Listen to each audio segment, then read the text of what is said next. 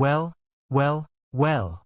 Just when we thought the Sussexes had Hollywood wrapped around their perfectly manicured fingers, Netflix just served them the entertainment industry's equivalent of being moved from first class to premium economy. And trust me, Royal Cookies viewers, this tea is scorching hot. We're talking literally 24 hours fresh off the press. Welcome back to Royal Cookies, where we serve up the juiciest royal gossip with a side of heart-wrenching humanity. Please remember to subscribe and click on the notifications bell icon, so you will be notified whenever we upload new cookies about the British royal family. So grab your favorite biscuits because we're about to spill more tea than a clumsy footman at Buckingham Palace. Picture this, it's 2020. Harry and Meghan have just done their royal MIC drop, and they're strutting into Hollywood like they own the place. The Sussexes first secured a lucrative media contract with the streaming giant 5 years ago in 2020. We're talking about a deal reportedly worth $100 million. That's more zeros than most of us will see in our lifetime, darling.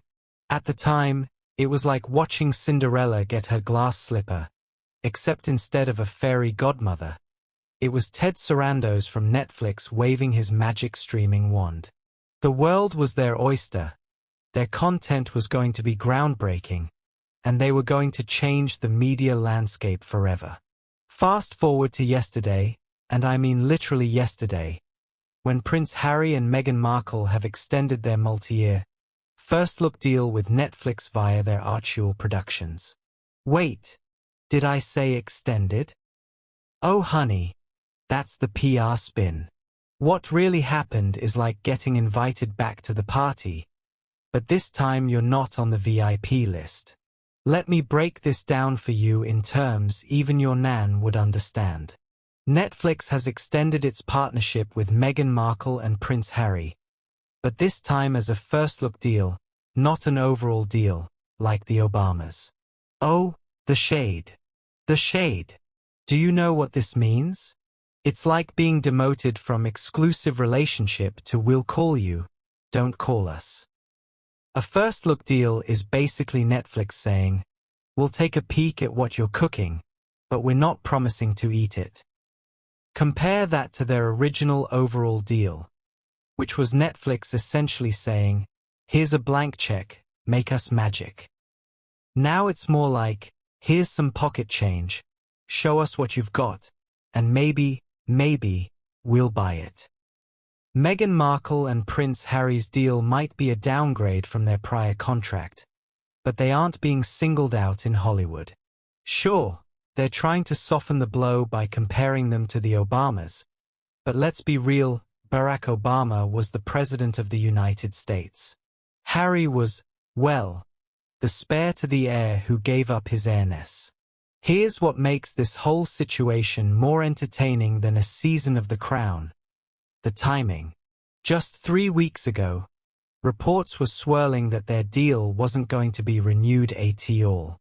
The rumor mill was in overdrive, with headlines screaming that the Sussex Netflix fairy tale was over. The landmark production deal is set to expire in September.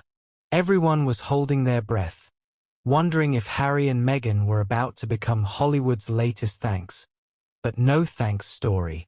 But then, plot twist worthy of a Netflix thriller, suggestions that their partnership has ended may have been premature. Boom! New deal announced. Except, well, it's not exactly the victory lap they probably wanted. Meghan Markle and Prince Harry extend Netflix partnership with multi-year first-look deal through Archewell Productions, though experts suggest a downward trend.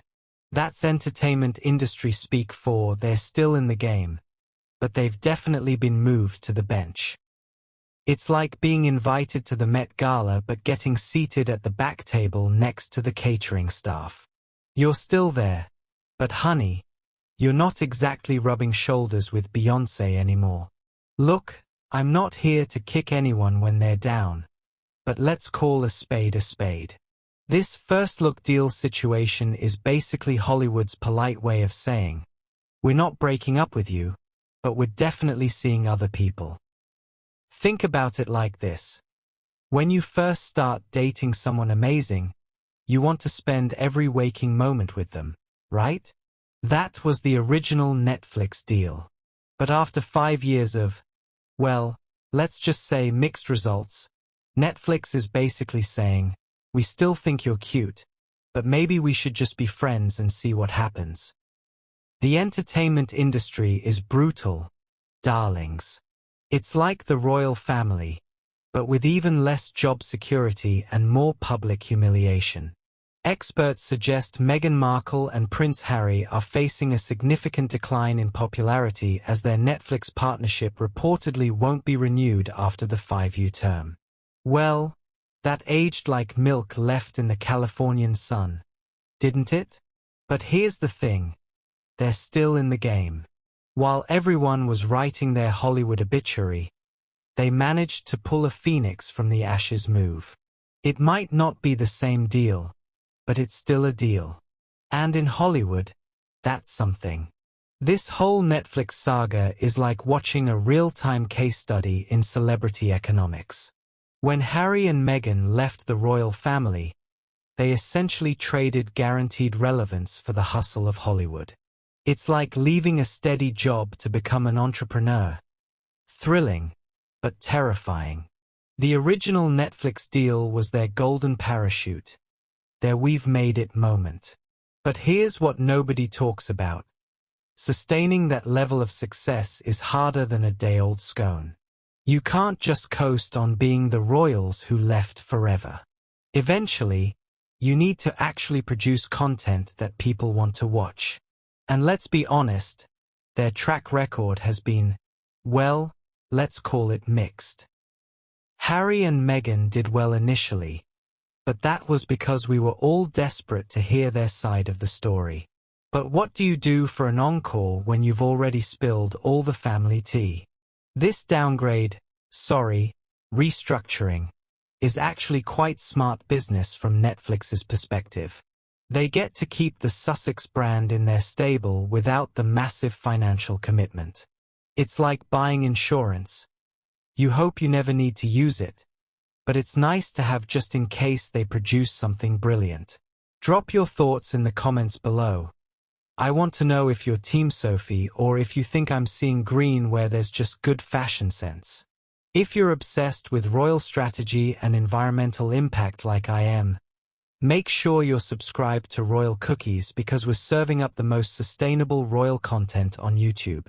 And remember, in a world full of fast fashion and royal scandals, sometimes the most revolutionary thing you can do is wear your values on your sleeve, preferably in a gorgeous shade of green.